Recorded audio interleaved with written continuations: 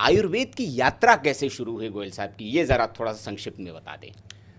आयुर्वेद देखो पता है क्या है, मेरा ये मानना है कि कोई भी इंसान जब पैदा होता है जी वो क्या बनेगा, क्या करेगा, किस दिशा में जाएगा, वो उसके साथ पैदा होती हैं चीज़ें। जी। कहते हैं ना कि कोई डाकू बना तो माँ के पेट से पैदा होते नहीं बना, कोई डॉक्टर बना तो माँ के पेट से डॉक्टर पैदा नहीं हुआ, उसने आके दुनिया में ये काम किया, लेकिन लिखा गया पहले ही होता है कि ये काम ये करेगा। जी। तो मेरे को जैसे मेरे दादी जी बताते थे, मेरे माता पिता ने बताया, अब तो वो दुनिया में नहीं है, लेकिन कहते जब तेरे को पैदा होने के बाद तेरे दादाजी की गोद में लाके रखा गया तो वो कहने लगे मेरे घर में डॉक्टर पैदा हो गया।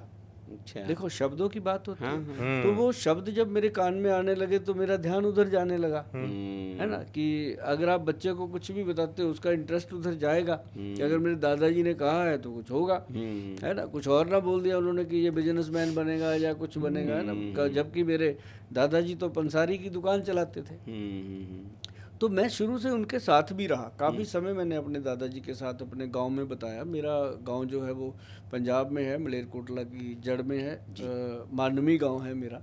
और वहाँ पे मैंने अपने दादाजी की दुकान पे काफ़ी, कई लोग वहाँ तम्बाकू लेने आते, कई लोग वहाँ जर्दा लेने आते, कई लोग वहाँ अपने घर का राशन का सामान लेने आते, क्योंकि गांव की जो किराने की दुकानें होती थी उसमें सब कुछ होता था, सब मिल जाता, वहाँ सब मिलता था, नाक की नसवार खींचने वाली, मतलब वो सारी चीजें वहाँ मिलती थी। तो सुपर स्टोर था उस दौर का। मैंने अपना जो बचपन है वो अपने दादाजी के साथ उस चीज में बिताया जहाँ लोग आके रात को 1 रुपया लेके आते थे, गरीब लोग जो होते थे जो डेली का राशन लेते थे वो 1 रुपया देते थे, कहते थे इसके अंदर मेरा 3 डंग का खाना दे दे, इसमें दाल भी दे दे थोड़ी सी, इसमें थोड़ा सा वो दे दो, मसाला भी दे दो, इसके अंदर तेल का भी थोड़ा सा दे दो, मतलब वो इतनी पली पली तेल डाल के लेके जाते, मतलब 1 रुपये में वो पूरा राशन ले जाते थे, जो आज अपा 1,000 में भी नहीं ले पाते। तो वो जमाना था, दौर था। तो उस समय मैंने देखा कि मेरे पिताजी वो एक्चुअली मेरे फादर साहब कोलकाता में रहते थे, हम गाँव में ही थे।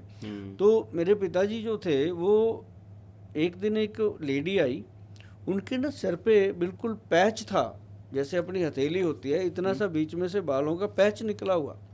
उसने आके बोला, वहाँ गांव में ना लाला जी बोला करते थे लोग, वो कहने लगी लाला जी इसका भी कुछ है, वो जड़ी बूटी तो रखते थे, वो कहते इसका ना हो तो जाएगा पर इसके लिए बहुत मतलब इम्पोर्टेंट चीज़ है कि जो छिपकली होती है उसकी हमें वो पूंछ चाहिए। हाँ, छिपकली की पूंछ। हाँ, मैंने वो पूरा वो हंडाया, वो समय फादर साहब ने कैसे बनाया, कैसे वो दिया। उस समय तो जो मेरे फादर थे उनको तो ये थोड़ी होता था कि पैसे ले रहे हैं, उनको तो बस खुशी होती थी ये काम मैंने कर दिया जी, मरीज ठीक हो गया। हाँ, वो ठीक हो, क्योंकि उनका मरीजों का काम तो था नहीं, वो तो किराने का काम था।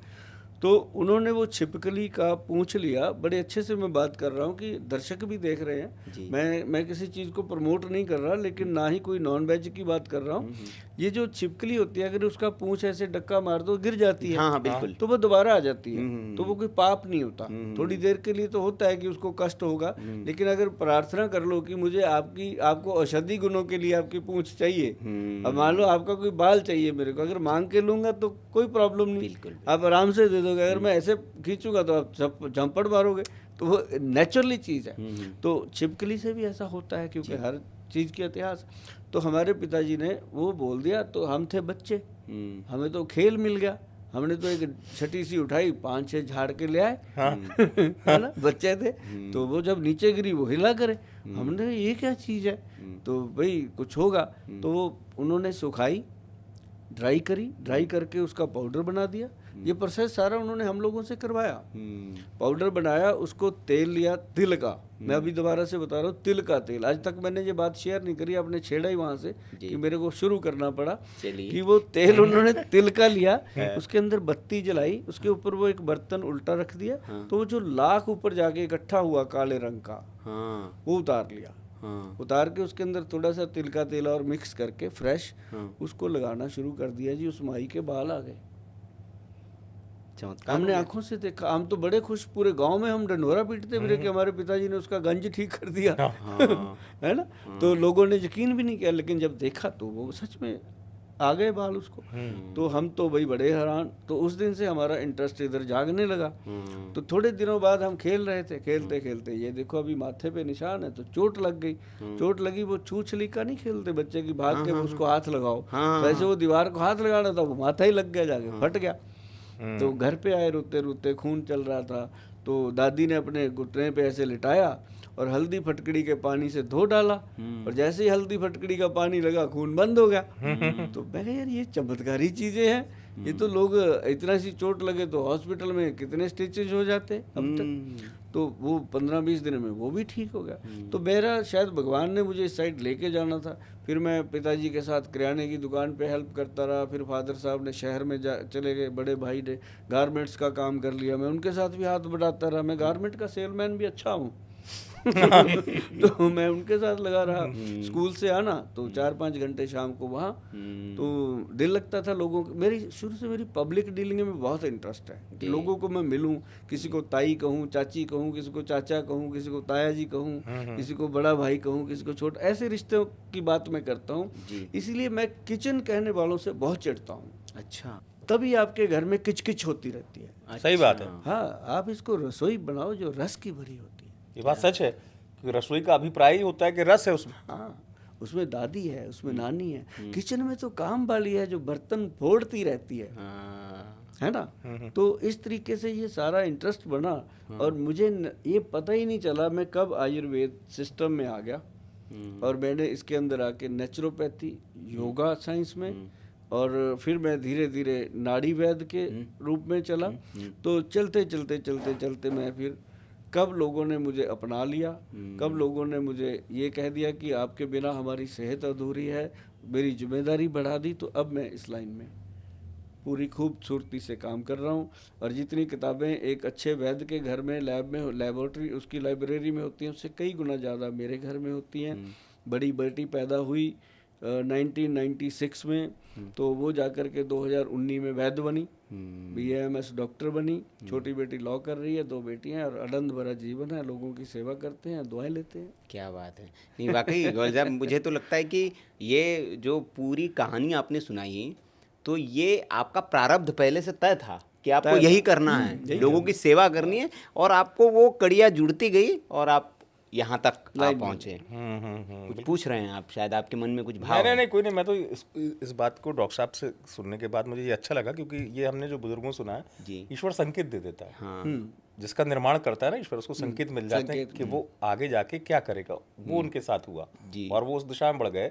और सबसे अच्छी चीज़ ये लगी आपके बारे में, जितना मैंने देखा सुना, आप ये कहते हैं कि घर में ही है सब कुछ, सेहत का खजाना है ना, उस तौर पे उसको पहचानने की जरूरत है। और उससे वाकई में लोगों को लाभ मिला। गोयल साहब के तो मतलब इतने प्रशंसक लोग हैं भाई, कि लोग किचन से ठीक हुए जा रहे हैं। किचन तो नहीं कहूँगा, रसोई कहूँगा, क्योंकि उसमें रस है। अगले मतलब उस पे आऊँ, नुस्खों पे, उससे पहले एलोपैथी पे ज़्यादा विश्वास लोगों का अभी भी है आयुर्वेद की तुलना में। आपके तो आपसे बेहतर कौन जानता है। बिल्कुल है। ऐसा क्यों है? आयुर्वेद मतलब क्या लोग ये नहीं समझ पा रहे हैं कि आयुर्वेद स्थायी इलाज है, एलोपैथिक क्षणिक इलाज है, ऐसा कुछ है? नहीं, ऐसा होता है कि जब तक हम किसी भी चीज़ को अनुभव नहीं कर लेते, हाँ, तब तक हम उस पर भरोसा नहीं करते। ये हमारी फितरत है। अभी मैं आपको अपने घर की बात बताता हूँ। मेरी छोटी बेटी है, बहुत इंटेलिजेंट है, चलो अपनी जगह पे, जब जैसा कहते हैं ना, जैसा पिता वैसे पूत होते हैं। तो वो विश्वास नहीं करते थे बच्चे कि पापा पता नहीं क्या करते रहते हैं, सारा दिन कुंडी सोटे में रगड़ते रहते हैं बैठ के, हमें भी कहते हैं तू भी खा, है ना, छाछ पिलाते हैं, कभी घड़े का पानी पिलाते हैं, फ्रिज पड़ा है फिर घड़े का पानी क्यों पिलाते हैं, ऐसी बातें मम्मा से करते थे। एक दिन बाई चांस उसकी उंगली पे कट लग गया, सुनने की बात है, कट लग गया तो चिल्लाए, रोए। तो मेरी वाइफ ने क्या किया, हल्दी और फटकड़ी का पाउडर रखा हुआ था घर में, उसने उसमें थोड़ा सा पानी मिला के एक पेस्ट सा बना के उस पर लगा दिया। चिल्लाए, चीखे मारे, क्योंकि लड़ रहा था वो। और उसके बाद एक ड्रॉप भी ब्लड नहीं आया। जब साफ किया तो वो 2-3 दिन में ठीक भी हो गया। वो तो कहे पापा इसमें तो जादू हो गया। हाँ बेटा, आयुर्वेद को जादू ही कहते हैं। क्या बात है, बहुत बढ़िया, बहुत बढ़िया है ना। तो उस दिन से वो अपने क्लास में बच्चों को बताती है कि अगर ऐसा हो गया तो ऐसे कर लेना। तो वो भी आप ही के हाँ। दिशा में अग्रसर है। हाँ, तब मैंने देखा कि जिस दिन से हमने रसोई को किचन कहना शुरू किया, उस दिन से सबसे पहले एसिडिटी, ब्लोटिंग और गैस जैसी बीमारी ने घर बना लिया, जो आज फैटी लीवर का रूप ले चुकी है। जब तक ये रसोई थी, हमारी दादी थी, उसके अंदर सी जीरा, सौंफ, अजवाइन, हल्दी और ऐसी चीजें निकलती थी। अब क्या निकलता है उसके अंदर?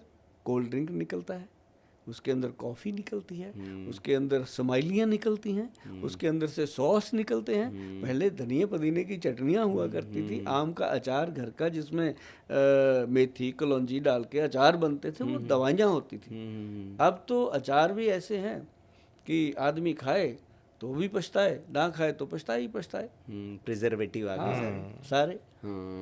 तो ये बताइए गोयल साहब, आप आए और आपके अब चूंकि लोग विश्वास भी कर रहे हैं इतना कि आपके पास समय नहीं है, ऑप्शन भी नहीं है जी, हाँ, और न सिर्फ भारत बल्कि विश्व जी, जो परंपरागत चिकित्सा पद्धति है भारत की, ये परंपरागत चिकित्सा पद्धति है जो आपने, क्योंकि हमारी दादी नानी भी कहती थी कि भैया हल्दी लगा लो, दबा दो, चोट लग गई तो हल्दी लगा लो। या फिर हम भी गांव में, जैसे मैं भी पला बड़ा गांव में ही हूँ, तो हमें याद है कि जैसे हम गिर जाते थे बचपन में, तो बहुत साइकिल चलाते चलाते गिर गए, चोट लग गई, तो वो घर के बाहर आंगन में एक पौधा लगा होता था, तो हमारी मम्मी वगैरह उसी को निकाल के लाती थी, ऐसे ऐसे उसको करती थी और बोले कि लगा दे भैया इस पे। तो बोले कि ये, मैंने बोला इससे क्या होगा, ये तो घास है। बोले कि घास नहीं है, ये औषधि है। वो सबको पता था। आज के समय में वो ज्ञान सबके पास नहीं है, लेकिन आप जैसे लोग हैं कुछ जिन्होंने उस ज्ञान को संजो के रखा है, उसको किताबों में, आप किताबों से निकाला, जो ऋषि मुनियों की जो परंपराएं थी उसको, आप परंपरागत ट्रेडिशन औषधि को आप लेकर आए मार्केट में। अब प्रतिसाद मिल रहा है, लोग अब विश्वास कर रहे हैं, लेकिन कुछ चैलेंजेस भी आ रहे होंगे। बहुत आते हैं। क्या चैलेंजेस आते हैं? इसमें सबसे बड़ा चैलेंज तो ये आता है, जब मैं कोई नुस्खा बताता हूँ तो लोग ना उसको अजमाने की बजाय उसको 4-5 दिन खा के कमेंट लिखते हैं, सर कुछ हुआ नहीं। अब बच्चा पैदा होता है 9 महीने तो वो भी लेता है जी कंप्लीट बनने में, ये आयुर्वेद सिस्टम है। सही बात है ना, कोई ये तो है नहीं चुटकी मारी भाई बच्चा आ गया बाहर, ऐसा तो।